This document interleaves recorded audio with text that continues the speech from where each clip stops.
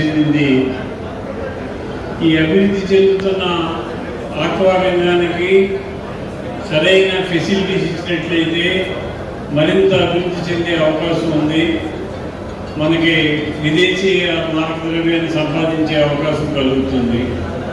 దీనికోసం రైతులు అవగాహన చేసుకొని పండించినట్లయితే ఎక్స్పోర్టర్స్ అవి కొని అవి అమ్మే అవకాశం ఉంటుంది.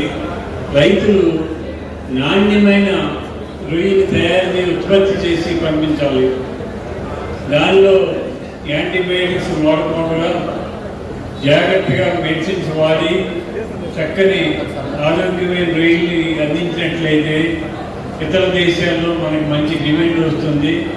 దానికి రైతులందరూ కూడా ఆలోచన చేసి కలిసి చేయాలి. కలిసి చేసేటప్పుడు ఇతర సమస్యలు ఏమి పెట్టుకోకుండా అందరూ కలిసికట్టుగా ఉండి చేసుకున్నట్లయితే ఈ ఆక్వా రంగం మరింత అభివృద్ధి చెందుతుంది. మన కేంద్ర రాష్ట్ర ప్రభుత్వాలు కూడా దీని మీద పూర్తి సహకారాన్ని అందిస్తున్నాయి.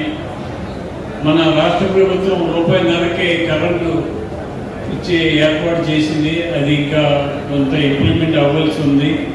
అది కూడా ఇంప్లిమెంట్ అయితే రైతుకు మేలు జరుగుతుంది.